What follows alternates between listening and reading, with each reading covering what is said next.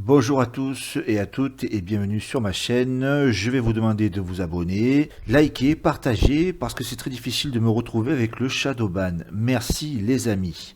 Aujourd'hui je vous retrouve pour une note un peu spéciale. Je vois pas mal de jeunes hommes se plaindre sur les réseaux de leur mal-être et cela m'a fait penser à moi quand j'étais jeune. Donc je vais vous parler brièvement de mon expérience et des solutions bien sûr. Je précise que je n'ai aucune compétence ou qualification pour légitimer ma réflexion et je veux juste témoigner pour aider les miens. Quand j'étais un jeune adulte, j'étais timide avec les filles. Ça me complexait et je me sentais différent des autres. Je ne le montrais pas et j'arrivais à dissimuler ma souffrance. J'avais des amis, principalement dans le sport collectif que je pratiquais et j'étais sociabilisé dans une famille ou scolairement.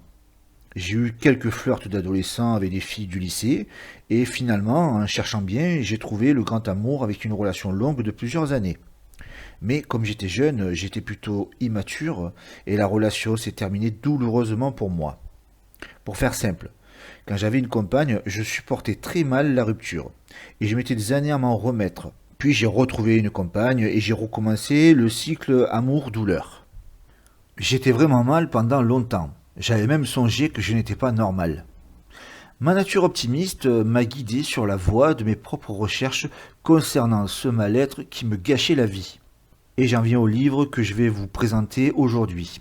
Le titre Imparfait, libre et heureux, pratique de l'estime de soi de Christophe André chez Odile Jacob, 300 pages. Christophe André est un psychiatre et psychothérapeute français spécialisé dans les troubles anxieux et dépressifs. Il est auteur de nombreux livres de psychologie, conseiller en entreprise et conférencier. La définition de l'estime de soi en psychologie est un terme désignant le jugement ou l'évaluation qu'une personne a de sa propre valeur. Lorsqu'un individu accomplit un acte qu'il pense valable, il ressent une valorisation. Lorsqu'il évalue ses actions comme étant une opposition à ses valeurs, il réagit en baissant dans son estime. L'estime de soi est à distinguer de la confiance en soi, qui est liée mais en rapport avec des capacités plus qu'avec des valeurs. C'est très important de bien comprendre. Alors pour faire simple, la vision que vous avez de vous, bonne, très mauvaise, c'est le curseur comme heureux, malheureux. Je schématise parce que le travail de Christophe André ramène tout à ce concept. Et les problèmes d'alcool, de drogue, de dépression sont un trouble du comportement lié à l'estime de soi. Les alcooliques, les drogués, les dépressifs, les anorexiques ont une faible estime de soi. Si je me sens apprécié autour de moi, mon estime de soi va être correcte. Si je ne me sens pas apprécié ou mal aimé, mon estime de soi baisse, pouvant entraîner des souffrances, voire de grosses souffrances. Dans certaines études, le rejet social est une des plus grandes violences psychologiques. L'appartenance à un groupe, l'intégration, l'appréciation nourrit l'estime de soi pour atteindre un niveau correct. Nous sommes dans une société toxique, matérialiste, qui apporte beaucoup d'importance à la performance, au statut social, à la possession, l'argent, l'apparence. Cette société rend les gens plus malheureux sous pression. Ceux qui s'en sortent bien sont quand même anxieux et stressés pour maintenir leur standard de performance. Les autres vivent dans une insécurité. La bonne hygiène psychologique est de ne pas s'attacher, de ne pas dépendre de ces influences sociales.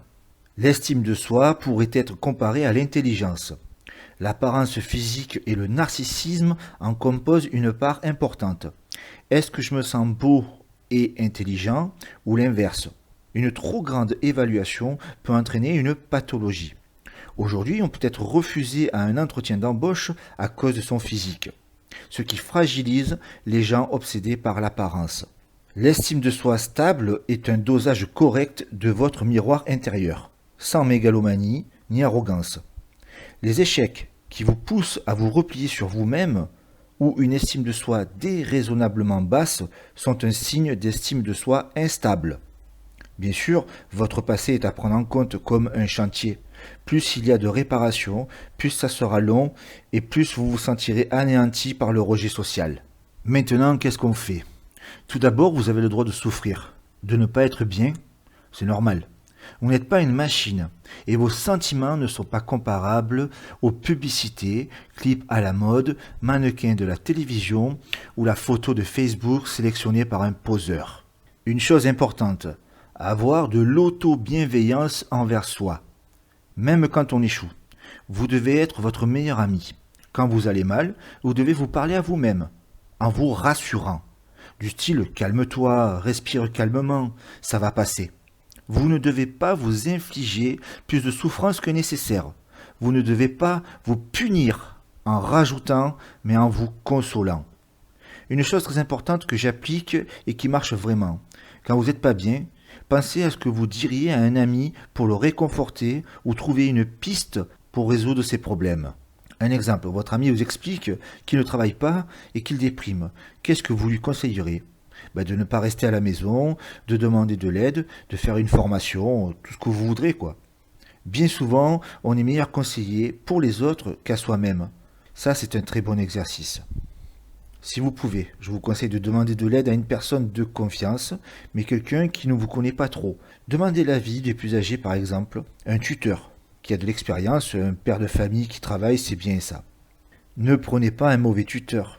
Et si vous n'arrivez pas à demander de l'aide et que vous en avez la force, il y a des exercices à faire quotidiennement comme un sportif qui s'entraîne. Bien sûr, si vous êtes trop mal, il faudra attendre un jour, une semaine, un mois, c'est à vous de voir. Pour les timides, le meilleur exercice, c'est sortir de chez vous et aller dans la rue, parler à des inconnus. Demander son chemin ou l'heure ou l'adresse d'une boulangerie à des inconnus.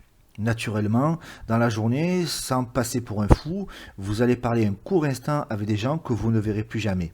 Ça, c'est un très bon exercice. Une fois cette étape maîtrisée, vous faites pareil avec des femmes, toujours bienveillant dans le rapport à l'autre et avec vous-même. Si vous avez une mauvaise expérience, qui va vous juger? Chaque jour est un nouveau jour. Une fois que vous avez pris de l'aise avec ça, votre vision du monde va changer. Vous n'aurez plus autant peur qu'avant et plus peur des femmes. Une chose, il ne faut pas voir de potion magique à tout ça. Hein. Si vous êtes sensible, vous le saurez toujours. Ça fait partie de vous. Mais vous apprivoiserez les crises d'angoisse. Vous irez vous mettre à l'abri, le temps que ça passe, pour sortir dès que les temps sombres seront levés. Pour les grosses pathologies, n'hésitez pas à consulter secrètement un professionnel, soyez votre meilleur ami. Voilà, j'ai fait le tour brièvement du sujet. Je suis comme vous, un homme qui se posait des questions. J'ai cherché mes réponses et ça va maintenant. Je dois dire que je suis plutôt extraverti dans mes rapports sociaux. Plus de boule au ventre et de stress avant de rencontrer quelqu'un que je ne connais pas. J'ai des projets plein la tête. C'est très important pour avancer dans la vie parce que c'est ça qui oblige à se bouger. L'inaction, c'est un pourrissement de notre énergie. Bien sûr, je vous conseille de ne pas rester seul avec vos problèmes, hein, mais attention de ne pas aller vider son sac là où on ne vous attend pas. Vous pourriez perdre des amis ou certaines personnes mal intentionnées peuvent se servir de vos sentiments pour vous atteindre. L'humain est ainsi fait.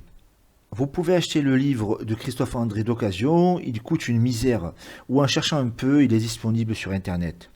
Pour vous donner un exemple, j'ai acheté ce livre plusieurs fois, parce qu'à chaque fois que je l'ai prêté, on ne me l'a jamais rendu. C'est la preuve qu'il a une certaine valeur. Christophe André a un site internet et ses conférences sont disponibles sur internet. Si vous n'aimez pas lire, il est très agréable à écouter, hein, très apaisant. Je vais vous mettre le lien en description sous la vidéo. Voilà, j'ai fait le tour de la question. Si vous avez besoin d'aide, vous pouvez me contacter, il n'y a pas de problème, je vous aiderai. Et bien sûr, il y a d'autres solutions, hein, j'ai pas tout dit, on n'a pas le temps dans une vidéo. Hein. Je passe un bonjour à mes camarades des Braves, le CP, les Téméraires, la team Conversano, Nomos TV, les Ardosiens, les Amis de la Culture Européenne, Terre et Peuple, LVF, le LPE, Mélancolie, La Fille de la Louve, le Top du Top, Grégory Rose, Les Casuals, La Ligue du Midi, la chaîne YouTube Ergun Léran, la chaîne Autrement Vôtre, Radio Méridien Zéro et puis tous les autres. Rejoignez Telegram, c'est très important, c'est le seul espace encore libre. Abonnez-vous à mes 2 chaînes. Écoutez nos artistes de droite, Cro-Blanc, Romain Guérin, Christophe BZH, Fantôme Déconnecté, Hector de France, Teuz, et je vous laisse avec un dernier morceau du super album de Coroner, Vous n'êtes pas seul.